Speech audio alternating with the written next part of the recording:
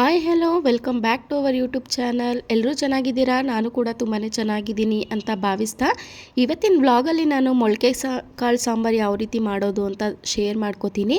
So ಎಲ್ಲರೂ ಮಾಡೋ ರೀತಿಯೇ ಮಾಡೋದು, ಬಟ್ ನಾನು ಯಾವ ರೀತಿ ಮಾಡೋದು ಅಂತ ಇವತ್ತು ನಿಮ್ಮ ಮುಂದೆ ಶೇರ್ ಮಾಡ್ತೀನಿ.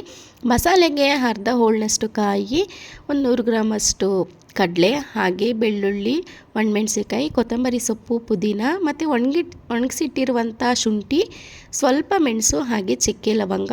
ಇಲ್ಲಿ 2 ಈರುಳ್ಳಿನ ಕಟ್ ಮಾಡಿ ಇಟ್ಕೊಂಡಿದ್ದೀನಿ. 1 ಈರುಳ್ಳಿನ ಮಸಾಲೆ ರುಬ್ಬೋದಕ್ಕೆ ಹಾಕ್ತೀನಿ, ಇನ್ನೊಂದು ಈರುಳ್ಳಿನ ನಾನು ಒಗ್ಗರಣೆಗೆ ಹಾಕ್ತೀನಿ. ಇನ್ನು 4ರಿಂದ 5 ಸ್ಪೂನು ಮಟನ್ ಸಾಂಬಾರು ಪೌಡ್ರನ್ನ ನಾನು ತಗೊಂಡಿದ್ದೀನಿ. ಇನ್ನು ಈ ಸಾಂಬಾರಂತೂ ಚಪಾತಿ, ರೊಟ್ಟಿ, ಹಾಗೆ ಇಡ್ಲಿ, ದೋಸೆ ಎಲ್ಲದಕ್ಕೂ ಒಂದೊಳ್ಳೆ ಕಾಂಬಿನೇಷನ್ ಅಂತಲೇ ಹೇಳ್ಬೋದು. ಇನ್ನು ನಾವು ಈ ಸಾಂಬಾರಿಗೆ ಬೇಳೆ ಸಾಂಬಾರು ಪೌಡ್ರನ್ನ ತೊಗೊಂಡಿಲ್ಲ, ನಾವು ಮಟನ್ ಸಾಂಬಾರಿಗೆ ಏನು ಹಾಕ್ತೀವಿ ಆ ಪೌಡ್ರದ್ದೇ ತೊಗೊಂಡಿರೋದು. ಸೊ ಅದು ಹಾಕೋದ್ರಿಂದ ಸೇಮ್ ಮಟನ್ ಸಾಂಬಾರು ನಾವು ಚಿಕನ್ ಸಾಂಬಾರು ಯಾವ ರೀತಿ ಮಾಡ್ತೀವಿ ಅದೇ ಥರ ಟೇಸ್ಟ್ನೇ ಕೊಡುತ್ತೆ. ಇನ್ನು ಈ ಐಟಮ್ಸ್ ಎಲ್ಲನೂ ಒಂದು ಮಿಕ್ಸಿ ಜಾರ್ಗೆ ಹಾಕ್ಕೊಂಡು ಫಸ್ಟು ರುಬ್ಬಿ ಎತ್ತಿಟ್ಕೋಬೇಕು. ಆಲ್ಮೋಸ್ಟ್ ನನಗೆ ಅಡುಗೆ ಮಾಡೋದಂದ್ರೇ ಫೇವ್ರೇಟು.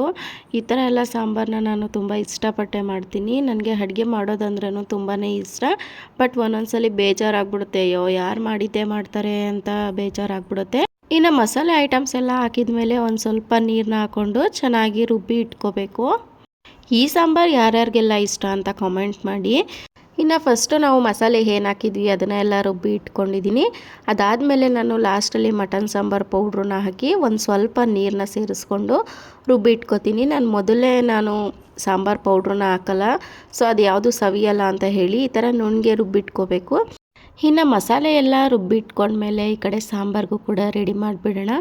ಒಂದು ಕುಕ್ಕರ್ ಇಟ್ಕೊಳ್ಳೋಣ. ಅದಕ್ಕೆ ಗ್ಯಾಸ್ ಸ್ಟವ್ನ ಆನ್ ಮಾಡಿ ಒಂದು 3ರಿಂದ 4 ಸ್ಪೂನು ಎಣ್ಣೆನ ನಾನಿಲ್ಲಿ ಹಾಕೋತಾ ಇದ್ದೀನಿ.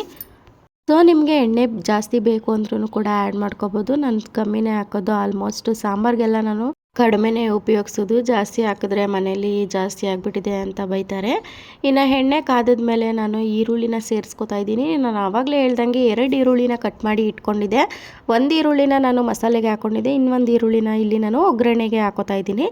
ಇದು ಕೂಡ ತುಂಬ ಫುಲ್ ಬ್ರೌನಿಷ್ ಆಗೋವರೆಗೂ ಕೂಡ ಚೆನ್ನಾಗಿ ಫ್ರೈ ಮಾಡಿಕೊಂಡು ಇಲ್ಲಿ ನಾನು ಕಾಳನ್ನ ತೊಳೆದಿಟ್ಕೊಂಡು ಸೋಸಿ ಇಟ್ಕೊಂಡಿದ್ದೀನಿ. ಅದನ್ನು ಇವಾಗ ಅದ್ರ ಜೊತೆ ಸೇರಿಸ್ಕೊತಾ ಇದ್ದೀನಿ. ಇದು ಸೇರಿಸ್ಕೊಂಡ್ಮೇಲೆ ಅದು ಫುಲ್ಲು ಹಸಿ ವಾಸನೆ ಹೋಗೋವರೆಗೂ ಕೂಡ ಫ್ರೈ ಮಾಡಿ ಇಟ್ಕೋಬೇಕು. ಒಂದು 10ರಿಂದ 15 ನಿಮಿಷನಾದ್ರೂ ನಾವು ಫ್ರೈ ಮಾಡ್ಕೋಬೇಕು ಹಸಿ ವಾಸನೆ ಹೋಗೋವರೆಗೆ. ನಾನು ಆವಾಗಲೇ ಹೇಳ್ದಂಗೆ ಹಸಿ ವಾಸನೆ ಹೋದ್ರೇ ಕೂಡ ತುಂಬಾ ಚೆನ್ನಾಗಾಗೋದು, ಸಾರು ಕೂಡ ಟೇಸ್ಟ್ ಬರುತ್ತೆ. ಇನ್ನು ಒಂದು 10ರಿಂದ 15 ನಿಮಿಷ ಚೆನ್ನಾಗಿ ಫ್ರೈ ಮಾಡಿದ್ದೀನಿ. ನೋಡಿ ಈ ಥರ ಆಗಿದೆ. ಅದು ಸ್ಮೆಲ್ ಕೂಡ ಬರುತ್ತೆ, ಆವಾಗಲೇ ಗೊತ್ತಾಗುತ್ತೆ ಸೊ ಹಸಿ ವಾಸನೆ ಎಲ್ಲ ಹೋಗಿದೆ ಅಂತ. ಇನ್ನು ಇದೇ ಫ್ರೈ ಮಾಡಿ ಇಟ್ಕೊಂಡಿದ್ದೀನಿ. ನಾನು ಮಸಾಲೆನ ಒಂದು ಬೌಲ್ಗೆ ಹಾಕಿ ಇಟ್ಕೊಂಡಿದ್ದೀನಿ. ಇವಾಗ ಮಸಾಲೆನೂ ಅದಕ್ಕೆ ಕೂಡ ಸೇರಿಸ್ಕೊಂಡು ಅದನ್ನು ಕೂಡ ಒಂದು 5 ನಿಮಿಷ ನೀರು ಹಾಕ್ತೇನೆ ಫ್ರೈ ಮಾಡಿ ಇಟ್ಕೋಬೇಕು. ಸ್ವಲ್ಪ ಅದನ್ನು ಕೂಡ ಹಸಿ ವಾಸನೆ ಹೋಗೋವರೆಗೂ ಅದು ಚೆನ್ನಾಗಿ ಫ್ರೈ ಮಾಡಿದಷ್ಟು ಸಾರು ತುಂಬಾ ಟೇಸ್ಟ್ ಕೊಡುತ್ತೆ.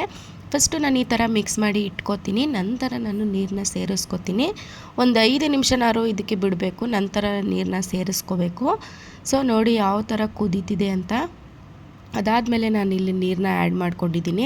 ನಮಗೆ ತೆಳ್ಳಗೆ ಬೇಕು ಅಂದರೆ ತೆಳ್ಳಗೆ, ಅಥವಾ ಗಟ್ಟಿಗೆ ಬೇಕು ಅಂದರೆ ಗಟ್ಟಿಗೆ ಕೂಡ ಆ್ಯಡ್ ಮಾಡ್ಕೋಬೋದು. ಸೊ ನಾನು ಸ್ವಲ್ಪ ಗಟ್ಟಿನೇ ಇರಲಿ ಅಂತ ಆ್ಯಡ್ ಮಾಡಿಕೊಂಡು ಈಗ ರುಚಿಗೆ ತಕ್ಕಷ್ಟು ಉಪ್ಪನ್ನ ಸೇರಿಸ್ಕೊಂಡು ಒಂದು 2ರಿಂದ 3 ವಿಷಲ್ನ ಕೂಗಿಸಿದ್ರೆ ಸೂಪರ್ ಆ್ಯಂಡ್ ಟೇಸ್ಟಿಯಾಗಿರುವಂಥ ಮೊಳಕೆ ಕಾಳು ಸಾಂಬಾರು ರೆಸಿಪಿ ಕೂಡ ತುಂಬಾ ಚೆನ್ನಾಗಿ ರೆಡಿ ಆಗುತ್ತೆ. ಬೇಕು ಅಂದರೆ ಆಮೇಲೆ ನೀರು ಹಾಕ್ಕೊಂಡು ಹೆಚ್ಚಿಸ್ಕೋಬೋದು ಅಂತ ಹೇಳಿ. ಸೊ ಸಾಂಬಾರು ರೆಸಿಪಿ ಇಷ್ಟ ಆದರೆ ನೀವು ಒಮ್ಮೆ ಟ್ರೈ ಮಾಡಿ. ಇನ್ನೂ ನಿಮಗೆ ಯಾವುದಾದ್ರೂ ರೆಸಿಪಿ ಬೇಕು ಅಂತ ಅಂದರೆ ಕಾಮೆಂಟ್ ಮಾಡಿ, ನಾನು ನಿಮ್ಮ ಜೊತೆ ಶೇರ್ ಮಾಡ್ಕೋತೀನಿ. ಸೊ ಈಗ ಎಲ್ಲ ಹಾಕಿದ್ದಾಯಿತು. ಸೊ ಫೈನಲಿ ವಿಷಲ್ ಕೂಡ ಬಂತು. ವಿಷಲ್ ಎಲ್ಲ ಹಿಡಿದಿದ ಮೇಲೆ ನಾನು ಇಲ್ಲಿ ಸಾಂಬಾರನ್ನ ಓಪನ್ ಮಾಡ್ತಾ ಇದ್ದೀನಿ. ನೋಡಿ ಎಷ್ಟು ಚೆನ್ನಾಗಾಗಿದೆ ಅಂತ, ತುಂಬಾ ಟೇಸ್ಟಿಯಾಗಿತ್ತು. ನಿಜವಾಗ್ಲೂ ನೀವು ಒಮ್ಮೆ ಟ್ರೈ ಮಾಡಿ, ತುಂಬಾ ಟೇಸ್ಟಿಯಾಗಿ ಬರುತ್ತೆ. ಇನ್ನು ಸಾಂಬಾರು ಕೂಡ ರೆಡಿಯಾಗಿತ್ತು, ಅನ್ನನೂ ಕೂಡ ರೆಡಿಯಾಗಿತ್ತು. ಈಗ ಊಟ ಮಾಡೋಕ್ಕೆ ಅಂತಲೇ ನಾನು ತಟ್ಟೆಗೆ ಹಾಕ್ತಾಯಿದ್ದೀನಿ.